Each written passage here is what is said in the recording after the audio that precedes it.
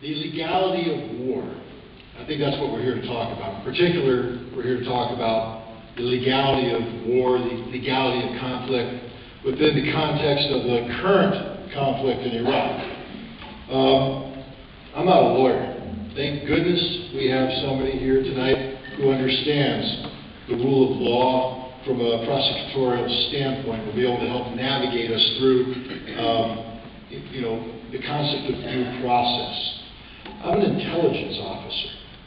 My job was basically to gather information, process the data, and then make assessments on that data. I did this in a number of venues as an active duty officer in support of arms control agreements in the Soviet Union, as somebody who fought in the first Gulf War, serving on General Norman Schwarzkopf's staff, and later as a chief inspector with the United Nations Special Commission in Iraq. When I was brought in to Iraq, we had a serious problem. We were tasked with basically destroying, rendering harmless, or removing Iraq's weapons of mass destruction programs. And contrary to maybe some misconceptions that are held today, because when we invaded in 2003, we were told there were going to be significant stockpiles of these weaponry, and of course they weren't found. A lot of people believe that there were never WMD in Iraq. Let me just cleanse that from your mind. There were significant weapons of mass destruction in Iraq. Saddam Hussein pursued programs dedicated to the manufacture of chemical weapons, biological weapons, nuclear weapons, and long-range ballistic missiles. And one of the problems we faced as inspectors was the fact that Saddam Hussein was supposed to declare the totality of his holdings to the United Nations and open them up for verified disposition by we, the inspectors. And he chose not to do this. Saddam Hussein chose to hide up to 50% of his capability.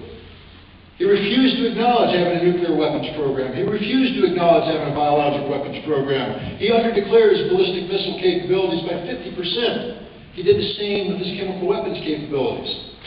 And we were confronted with a problem that in order to make the engine of inspections work, you got to have fuel. And the fuel is information. And the one required to give us the fuel to make the inspection engine work was Saddam Hussein. And he was giving us corrupted fuel, tainted fuel. The data he was providing wasn't up to the task. So we needed to gather new information. And that's what I did. If you take a look at my resume, you'll be hard-pressed to find any justification for me being a chemical weapons expert. You sort of have to have a grasp of basic chemistry to do that. I was a Marine, not a chemist. It's the same about biology. I wasn't a biologist. I'm damn sure not a nuclear physicist, and you'd be hard-pressed to say I was a rocket scientist. I was a Marine intelligence officer. In short, I was a spy. My tradecraft involved gathering data in denied areas. I was a master of human intelligence. I was a master of signals intelligence. I was a master of photographic intelligence. That's what I did. And that's why they brought me in as an inspector. To gain access to data the Iraqi government was denying us. One of the first things I did as an inspector was to evaluate what we knew. And what we knew is the Iraqis had submitted a declaration about their ballistic missiles. I just happen to have a little bit of background in that, being a weapons inspector in the Soviet Union. I understood what ballistic missiles were, and my war in the Gulf War was basically to participate in the hunting down and destruction of Saddam's Scud missiles before they were fired against Israel or the Gulf Arab states.